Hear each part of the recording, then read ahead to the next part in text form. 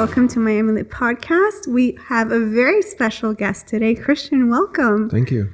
Thank you for sharing your beautiful space. We're here in your gallery, in your studio, and it is amazing, I do have to say. I enjoy so much your pieces and your aesthetic and your message.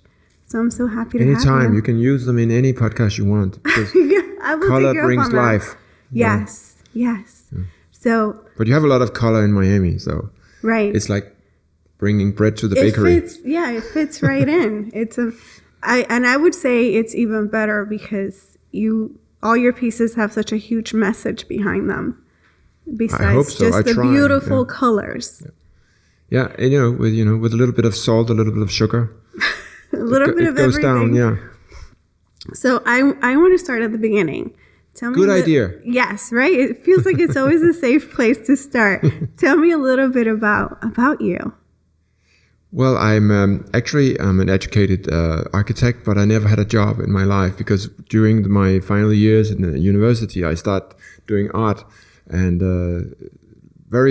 luckily it sold quite, and I started to be living of it back in the mid-90s when I graduated. So I've been doing this since and enjoy every moment.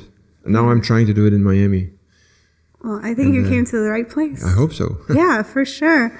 So when did you realize you wanted to become an artist? Was it something that you always dabbled in?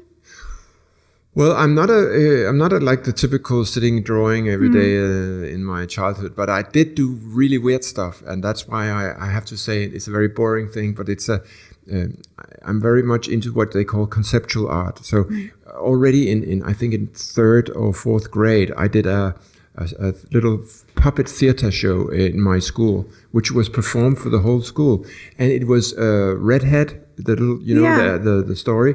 But Little Red Riding Hood? Yes, but I deconstructed it. So they have 5 wishes. The wolf went away with the fox, and the old lady had dinner with the girl. And I changed all the rules in the play, and I even got a book from the headmasters. And I didn't really understand why there was a big fuss, but I changed the rules already then.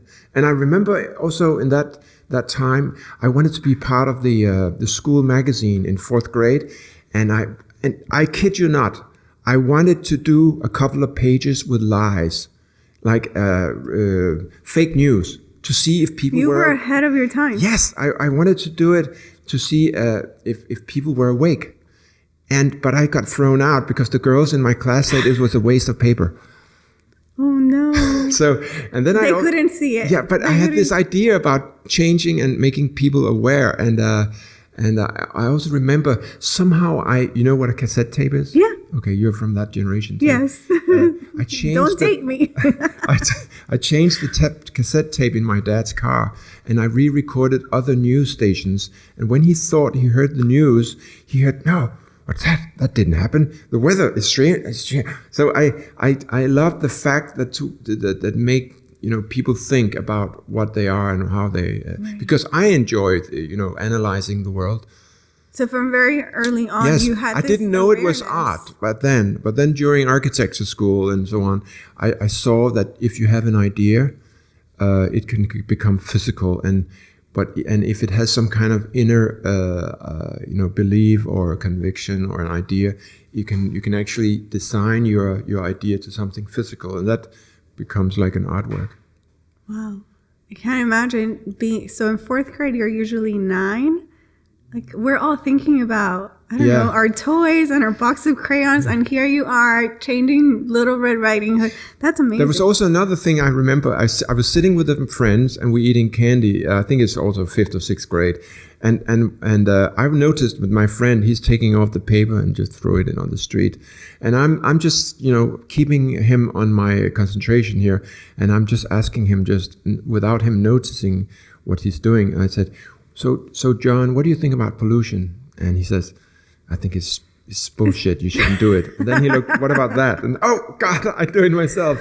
Oh so it's a whole idea about hypocrisy and paradox and dilemmas. I love it. Wow. And there's so much stuff to do in America. There's so many paradoxes. Yes. Okay. How many hours do we have? All the time in the world. I feel like I could talk to you forever. before we jump into that, because I feel like we're going to spend quite a bit of time in that area, do you remember your first piece of art? Like officially? Yeah, I think it was, let me see. Yeah, I think it was some of these collages where especially about, I was living in the center of Copenhagen and I had a little bit of studio and there was a gallery down the street and I went there to show my stuff and he said, that's weird, but I'm going to give it a try. And it was about the royal family. And I made them, because I don't believe you should have a royal family. I was very anti-monarchy because they are just inherited medieval dictators and giving down the power to the people. Even today in my country, in Denmark, they have a lot of power and they get everything for free and they're not elected. So I made a joke about there is no democracy, and they loved it because I really try to do these complicated philosophical, political things with a sense of humor also. So, and he sold them and he said, do you have more? Yeah, the galleries, they don't care what's on it as long as they can sell it. Right. We as artists have to make sure that there's a content there. Right. Oh my God. That must have been so exciting for you. Could pay my rent. Yeah. So how would you describe yourself as an artist? Desperately seeking, and I would say I enjoy being in this mad world. It's so beautiful and so strange, so many things to do.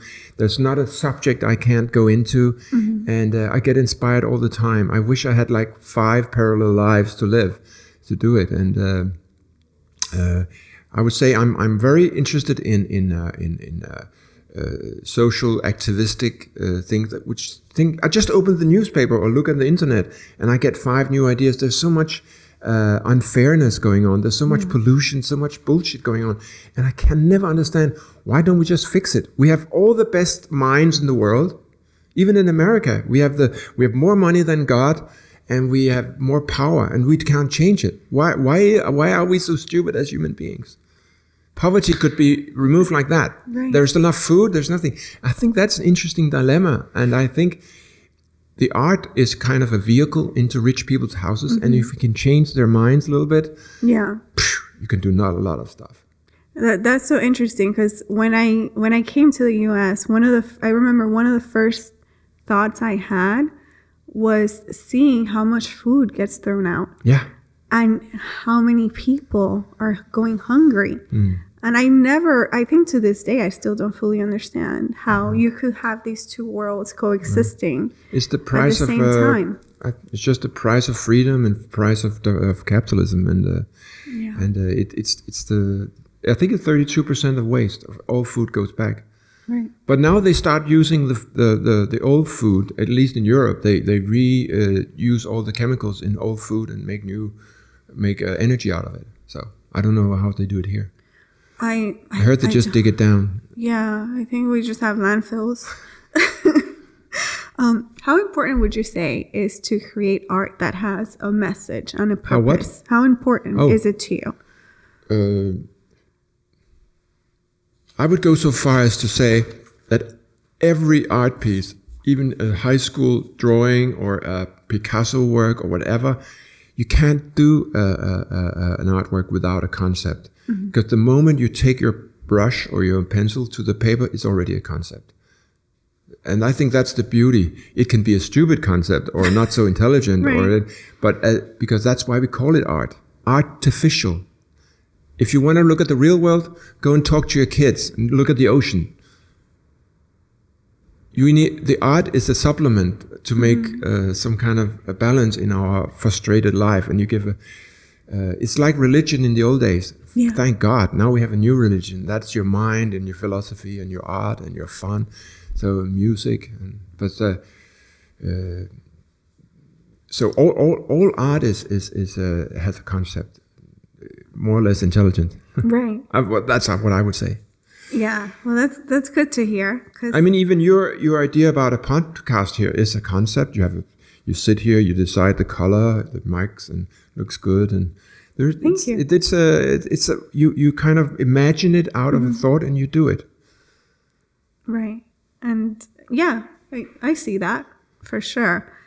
Your art, though, seems to be really driven by an important message, and there's always such a powerful purpose behind each piece. Would you agree? Of course. To be honest, and don't tell anyone, I think art is really boring, most of it. If you've ever been to an art museum, you're like, where is the coffee shop, you know? Right. I get already tired in my back looking at all that boring stuff. So I think that's why maybe I'm just an impatient kid, because I put, you know, the needle to the red all the time. All the work has to scream at the people. It has to be powerful. Right. It has to be fun to look at. And because when I was younger, my mom took me to art shows, and my dad, and honestly, I was thinking, that's great, but I think you can do it better. There must be a way. And I'm still trying.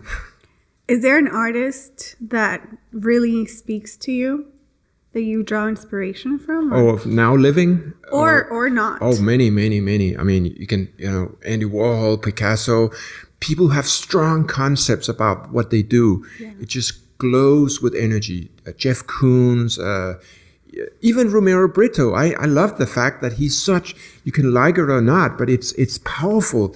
And a lot of people have joy with it. And you can always discuss taste, but the power of art is incredible. Yeah, I think that's one of the things that makes it so interesting. Yeah. Because you could just take so much from one single piece. And what we try in this gallery and on the other galleries in Europe, that we also sell art that is so cheap that young people start to collecting. Right. Because everybody looks at art and have an opinion. Yeah. But the real deal gets when you put your money on the table. How much are you personally willing to pay for an art piece to get some inspiration in your boring life, in your boring house, in your boring apartment? How much are you willing to offer? You know, and I'm so proud that we have sold, I mean, I think up almost 2,000 paintings the last 20 years. And this is like normal people who pays their hard-earned salary to get something in their house. And that is such a privilege. I'm almost in tears when I think about how wonderful that is. Yeah. They still, you know, right. I can still, you know, provide some kind of relief. Yeah, for sure. I mean, it must feel so amazing. But I also get relieved because I'm the real ill one here, because I have to do this in order to make my own balance. So I'm just sending the message further into the society. So we see a lot of social issues being tackled in your pieces, like we talked about the lack of food, shelter.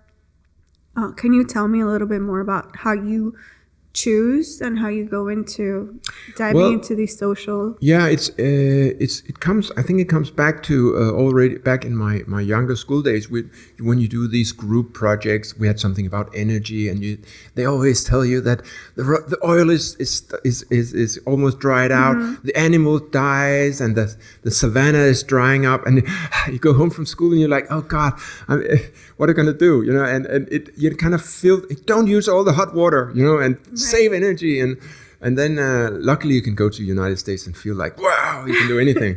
But in Europe it's very constrained. Right. Anyway, you feel this, and I was inspired that I'm not going to bend over for this. I'm going to find solutions. And originally I wanted to be an engineer to find technical solutions, like some kind of weird Elon Musk type. You know, that's what I think is interesting. Yeah. So.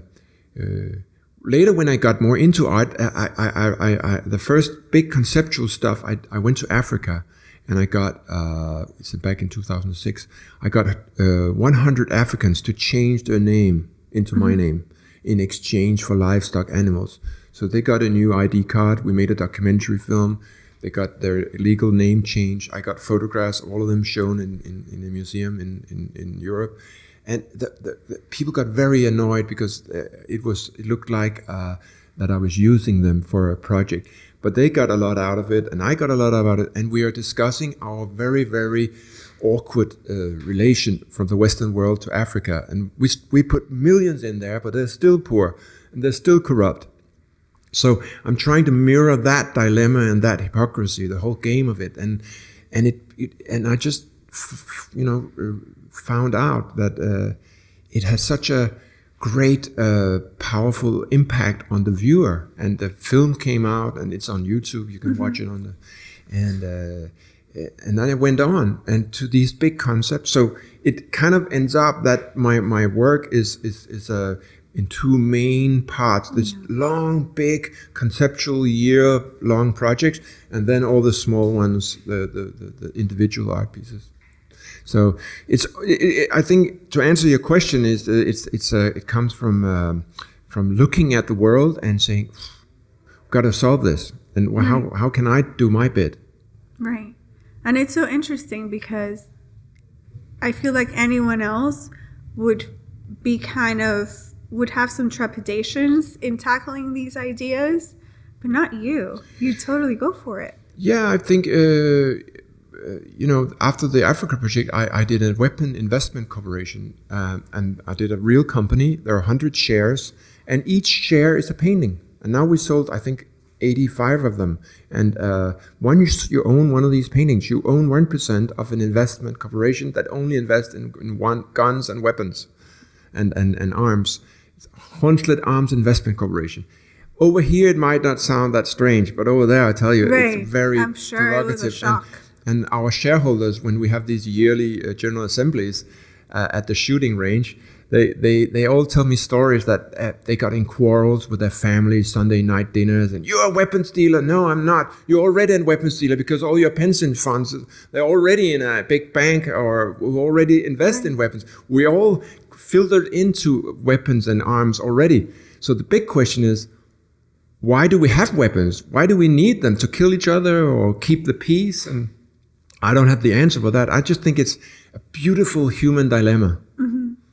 Yeah, it's definitely worth exploring. Yeah, and you can keep on discussing it. And a great art piece, if it is great, it never stops to entangle your mind. And I love the fact that people come to me years after and they say, I still don't get it, but I enjoy watching it. I can't seem to get the riddle. And there is a riddle. And I tell them, I don't either. I just do it. And then there's something there. It's like poetry. You can't really put your finger on it. But it's what you just said. It's so interesting because you would think the creator has all the answers. But sometimes you feel like you don't. It's just... You maybe you remember the defense speech from Socrates. When they killed him, he had one point that he said, no, don't kill the artist. They are just messengers from the gods. They're just tools of the gods from a big, like a mutual consciousness. And I don't believe it completely, but that's a beautiful thought that we just do stuff. And I'm a self-appointed medicine man here in the village. I just do weird stuff and people tend to buy it. Do you? Well, because... it might look weird at first, but if you take a second to really see it, it's not weird. It's just I feel like you have this ability to show us things that makes us feel uncomfortable. Yeah. And we don't want to acknowledge and we don't want to exist in that space, but it's very much there. Yeah. But if you can do it in a beautiful way and in a serious way, it just makes things more heavy and a little less superficial. Right. So I'll just jump into the first piece I saw from you, and I'll be fully honest and transparent. Please. But it was, I believe it's in the other room, the Fuck the Poor. So when I first saw it, I said, well, fuck you. That was my initial response. Like, why would you say something like that? Yeah. And I shut my phone off.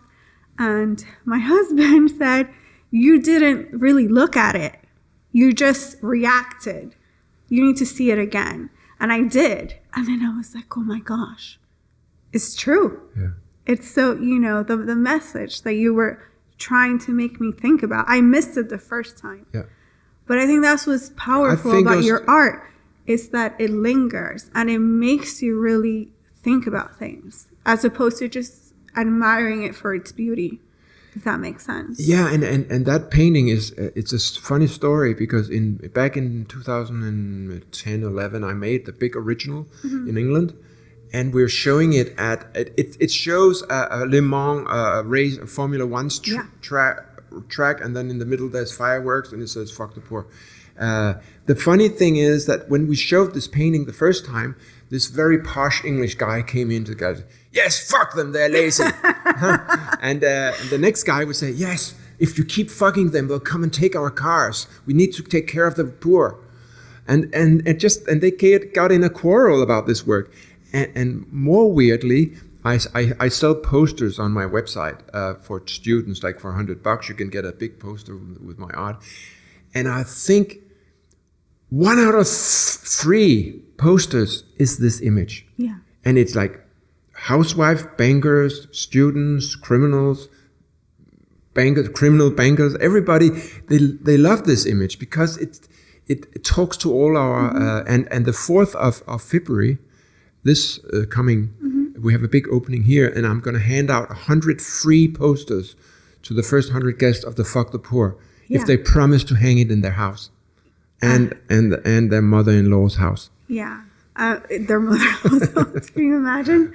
I really think it's such a powerful piece, and definitely.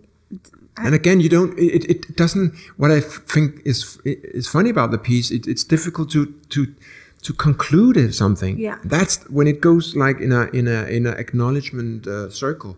Right. I think it's interesting. Yeah.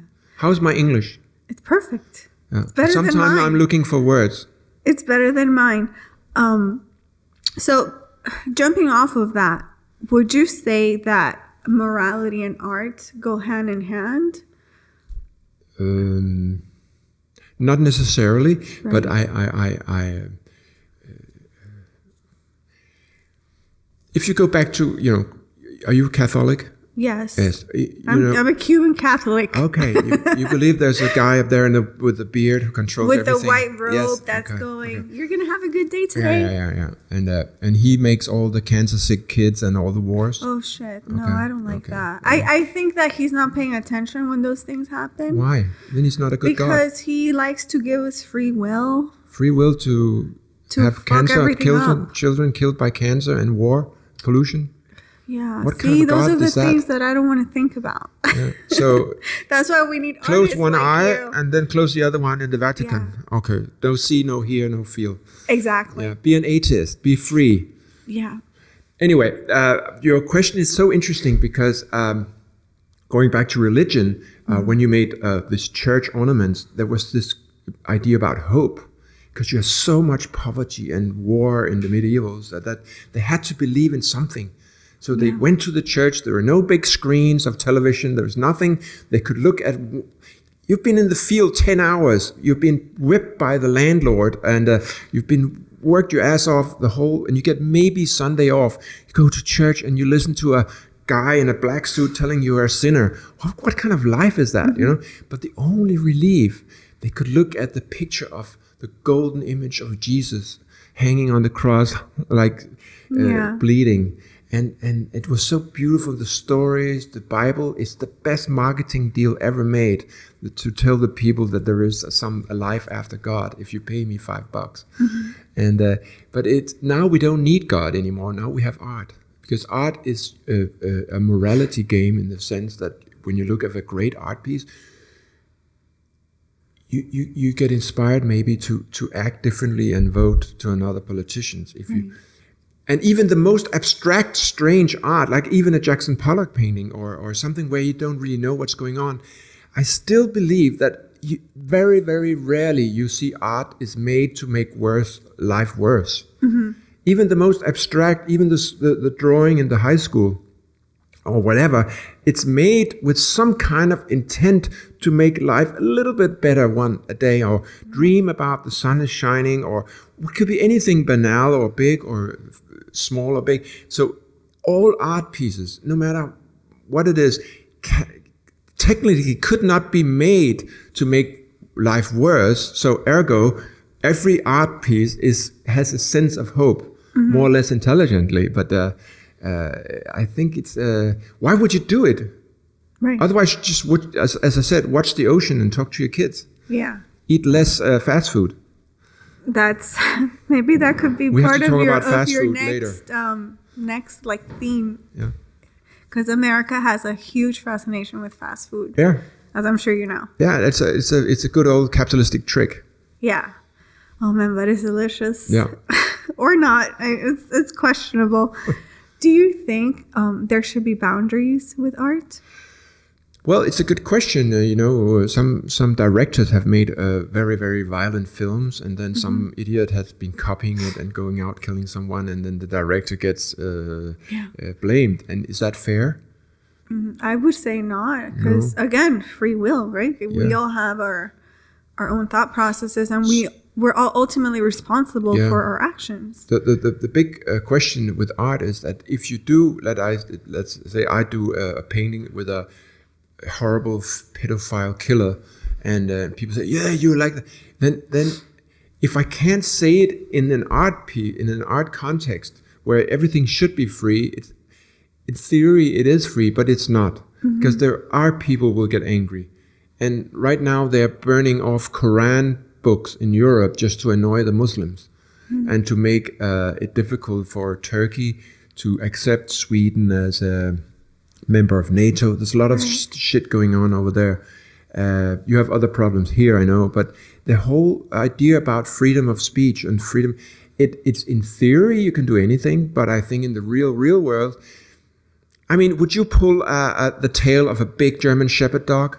Never. You could do it, but would you go to a gangster and provoke him in his face and spit him? No.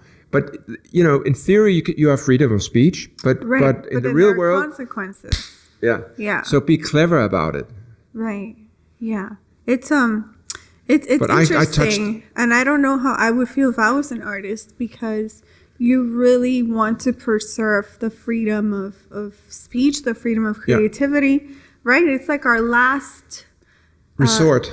But I think that the solution is to distinguish between provocation and being annoying, or just being offensive. Yeah. Because if you're real provoking, you are provoking the mind. And if it's like people say you're just out there to provoke. You can't provoke anyone if they don't get provoked.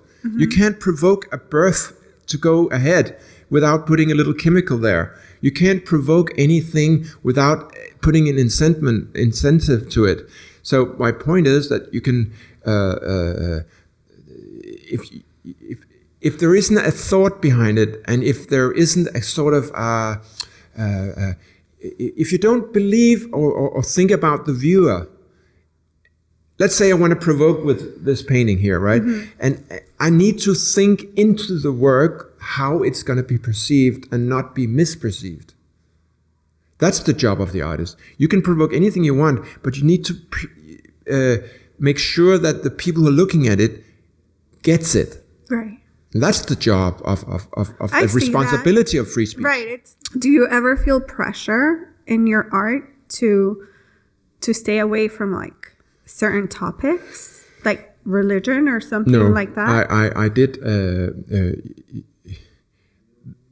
I don't know about here, but there's a lot of trouble with Muslim societies in Europe. They're very, the whole ISIS and the whole terrorist movements. And there are certain subjects which, when you do stuff, you could get threatened by because they're not afraid of killing themselves or. And there, you got to be clever about it. But there is, in theory, no. Any subject should be done. And again, if you really think about how it's perceived, and you think of the whole movie through in your head, how the painting will be looked upon, you're safe. And if you have a certain respect for the whole subject, even how provocative it might be, like the "fuck the poor" painting, it's so rude, but there is some sort of idea and hope behind it. And I just like the travel of pushing people out in the big swamp of non-direction, and then they find themselves and back. You get a whole movie in one piece, like 40 by 40 inches. That's true. So do you enjoy like that first, watching someone first interact with your piece, like my cousin when he was putting paper on the floor. How do you like pollution? Yeah, I hate it. Oh God, I'm polluting. No, so sometimes I hope to think that all these paintings are Trojan horses. Once they get into people's homes, they're like, yeah, I love a great, fuck socialism, do that, future. and then later they will think, maybe it's about something else. Maybe it's completely, I got to bring that painting back. No, I'll keep it. I don't know. What do I do? Right. Well, you just mentioned folk socialism. So can we talk about that? Yeah. It's, I'm very much interested in advertisement, as you see. We're all kind of completely brainwashed, walking down the street or looking at your phone. Yeah. It's always image text. Buy this, do that, Nike, coffee shop, do this. No, you need that, $9.99. We are so accustomed to the fact that we are being brainwashed by advertisement and a text, a command from the system. So in a way, I'm just mirroring that and sending back the madness.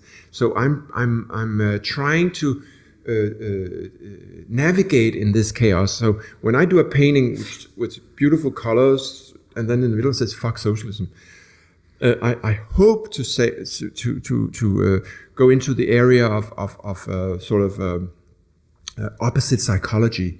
When I give my kids a banana, I say, "Do you want an orange?" That's not an orange. It's a banana. You wake them up. You don't say the obvious. You always keep them a little bit on their toes.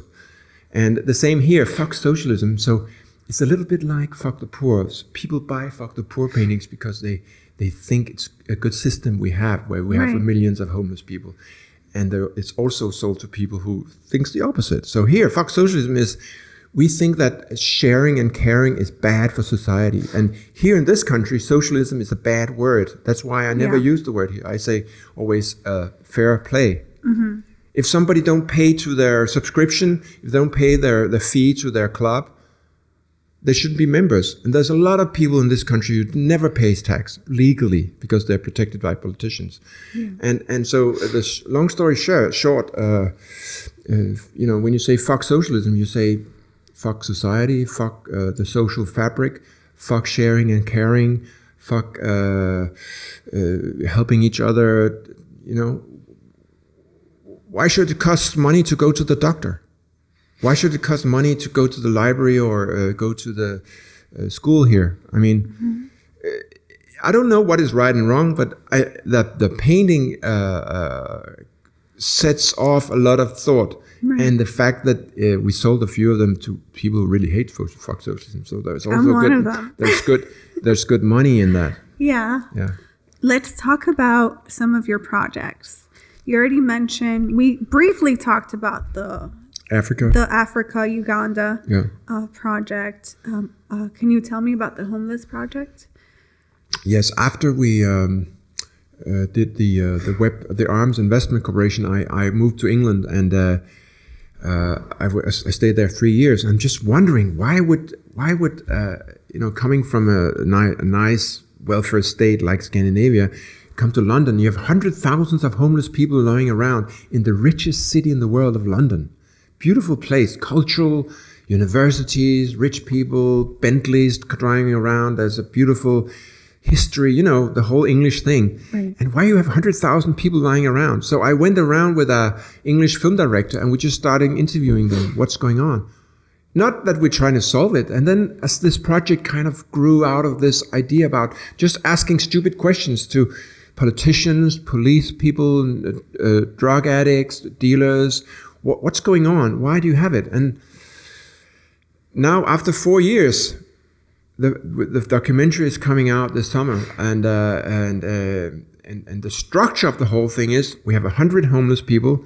They get a tracking device on their arm, and you can buy a homeless. That's the name of the project. If you want to buy a homeless person, you can buy him. For a year, you get an own app, and you can see where he walks around.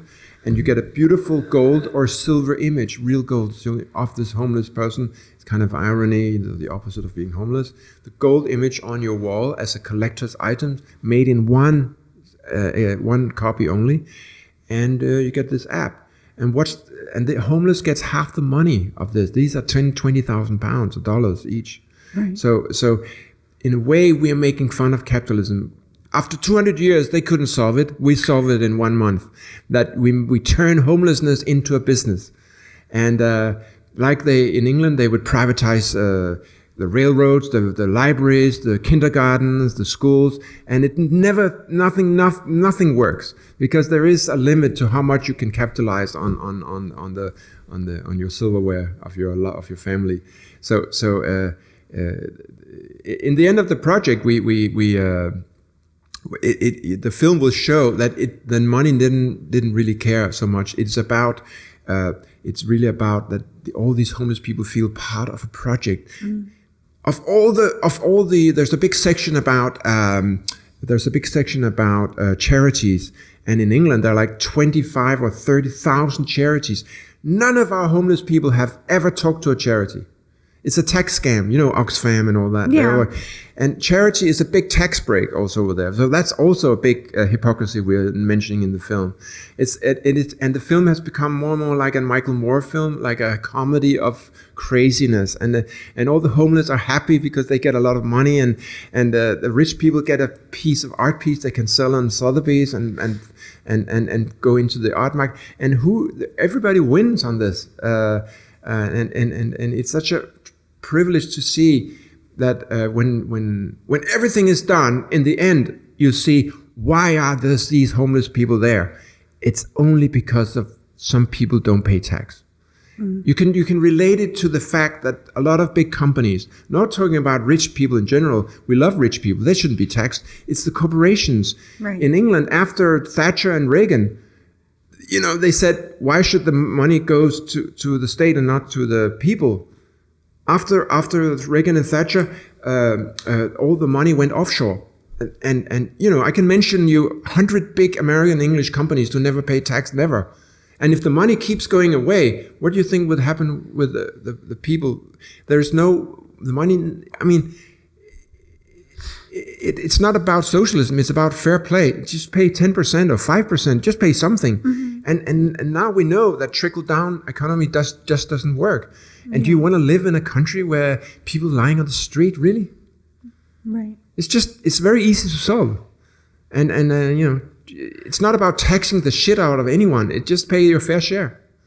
Based on your experience with the homeless, I don't know how it works in England, but here in the US, where, studies show and we're constantly told that homelessness is a mental health issue. It's not so much an economic issue. Is that what you found, or? No.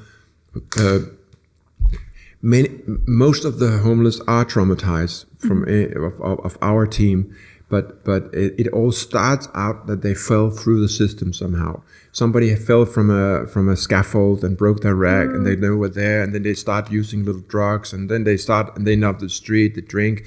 There's no social fabric that kind of give them a second chance. So once they're out there, in England, the homeless are it's criminal. It's criminal. It's also criminal here to be homeless, I guess. Yeah. But in Scandinavia and Europe, they're looked upon as patients. So they help them get their little flat, get them some job, get going, and that brings me to my other big subject. Why would you have so much poor people lying around? It's just a waste of energy, waste of work power. What if you empower them and give them a little bit of education, a little bit of money? They will become taxpayers. They will contribute. Now they're just a problem. Now that you told me that they're thinking about putting all the homeless to an island here. Yeah. Which one was it? Virginia Key. Yeah. That's symptom treatment. Why not getting to the core of the problem? And if we can make some art project that can kind of make a Shakespearean joke about it and make people think about it, because we can't solve the problem, but we can address certain things, because intellectual people are not stupid. They know what's going on. Would you do a homeless project here in Miami? For sure. Okay. And if you can get me the rich collectors, if they have a sense of humor. Yeah, call us. Those rich collectors out there, Kristian has some ideas. Yeah. All jokes aside, though, that would be very, very interesting, because over the last couple of years, Miami has had a huge rise in the homeless population. Yeah, and also because that's a whole other story why you have it, and I know now it's because the social fabric is not voted upon. You you can solve the problem pretty easy. And I learned an interesting fact a couple of months ago. So we have some of these places that help provide shelter and things like that here in the city. I learned there are families that have great jobs, a steady, more or less nice income, and are living in these shelters because they can't find homes. So technically they're homeless, but they're not your typical homeless. So that's the level of madness that we've reached. Yeah. Because these people have the means to afford shelter, and they can't even find shelter. It's crazy. Again, shelters and charities are poison for the system in the way that here they say, oh, he's unfortunate to be homeless. No, you're not. Society is fucking you. You have a right to have a decent unemployment money to get back on your feet. You can, the society, and if Apple paid just 1% tax, all this money could be, get people back on the street. It's not about communism or socialism. It's about fair play. Pay your share. Let's get things going. And that's what's it's such a simple thing to do. But as long as the big corporations have the politicians in their power, and it's easy to just say that that's how it is. That's why we need activism and art to wake up people and say, it does matter who you vote on. If you vote for somebody, do you think people will have a better life with somebody who is center left or center right? I'm not talking about socialism. I'm just talking about, as I put it as a joke, that Republicans, they like money more than people, and the Democrats like people more than money in the old days. I know now it's different, but now it's different. Yeah, there was a heart. I would say, so to be completely honest, I try to be very middle of the road in my approach to how I think about things, but the right does make me a little bit more comfortable. Because I feel like our individual rights are more protected, if that makes sense. Yeah. As opposed to the left. But I wouldn't, but it's not because I don't care about people. Who would take more care of the old and the sick? Well, the left or the right? Well, in theory, the left. Yeah, in theory, right? yeah. But hopefully they don't just take the money and run. The right will help you step on the weak. Because you have your car and your house already. I don't need to help them. Yeah. Huh. So nothing bad about being an egotistical asshole, because there's nothing bad about that, because I'm not better myself. I love sport cars and living in Miami and go on the beach and play tennis. It's not that we just have to acknowledge that if you want to change society, you got to give a little bit, and it's such an easy thing to solve. Yeah, I agree with that. But the way I see it is like that saying of like, give a man a fish and he'll have a fish for a day, but teach him to fish and he'll have fish for a lifetime, right? That sounds very leftist. Well, because if you need to give him a fishing rod, who's going to pay for the rod? Is that Apple and Tesla and all the tax evasion companies just pay a little bit of give them some fishing rods, or should it just be?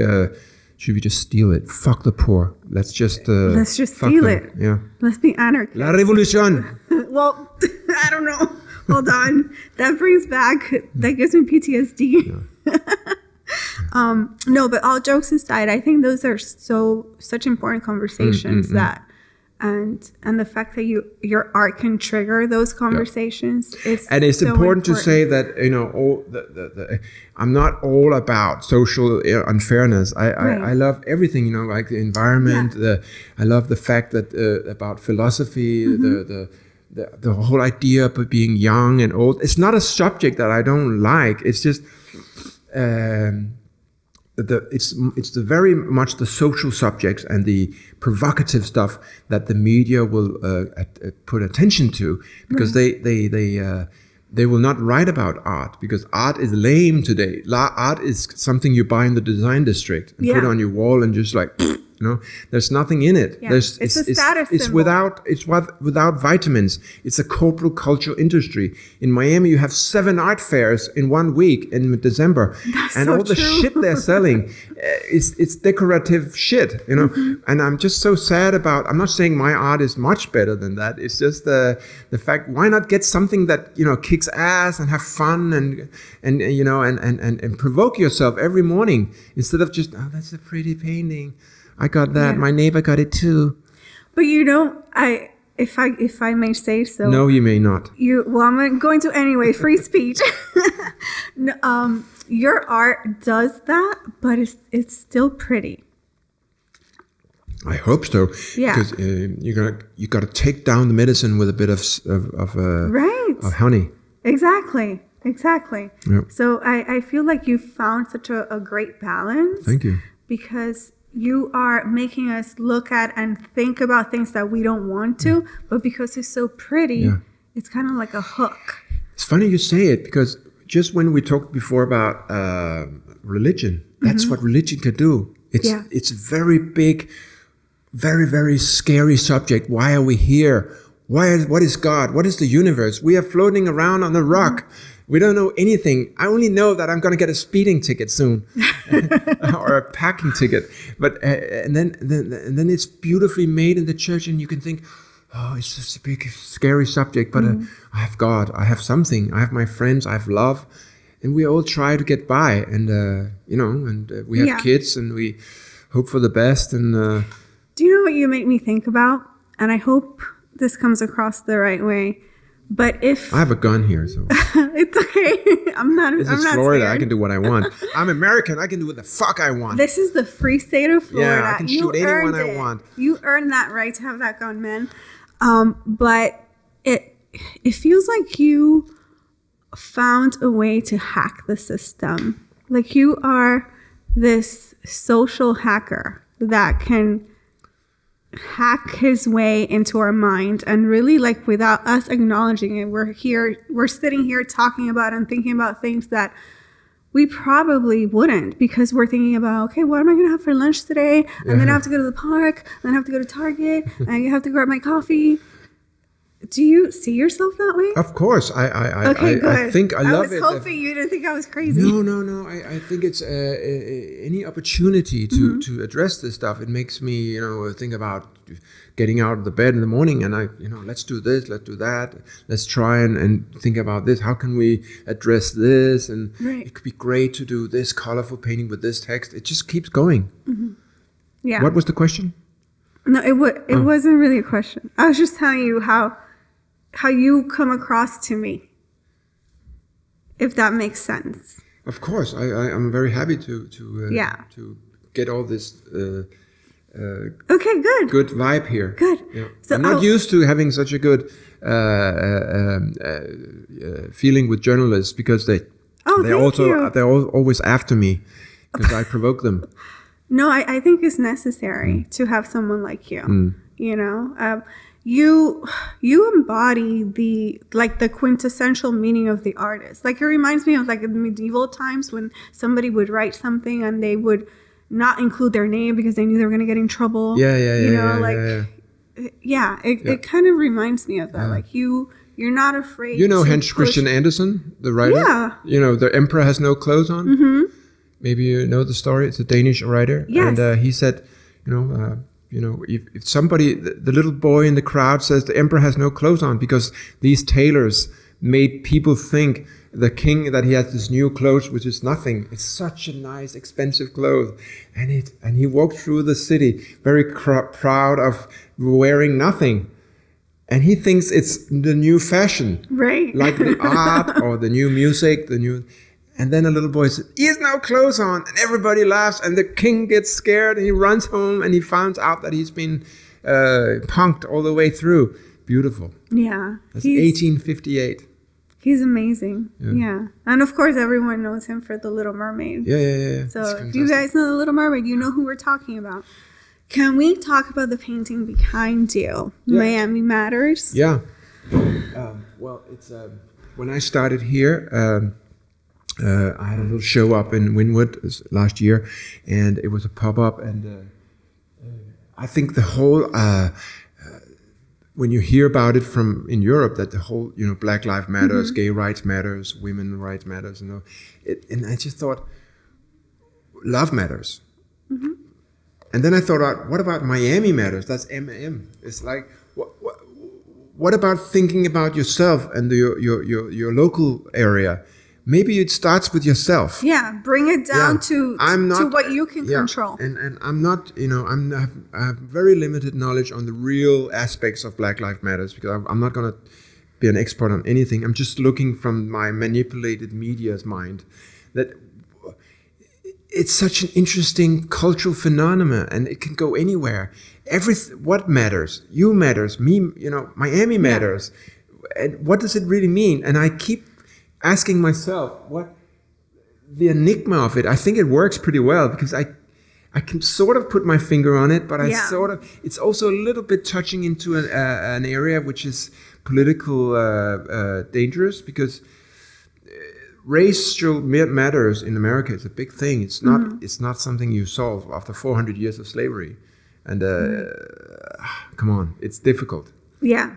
And there's so many layers to it. I hope that it can kind of touch some feelings in you about how are you doing as a human democratic person in a society like Miami, which is colors and in the midst of this colorful, beautiful climate, you have a little bit of trouble there. What is it? Yeah. And actually, when you talk about that show, we have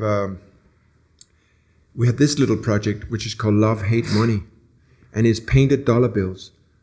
So our idea was, long story short, when we couldn't get people to come to that show because I'm not so famous here yet. Keyword. So work on that, and then we said, okay, we're not giving Mark Zuckerberg $5,000 on Facebook.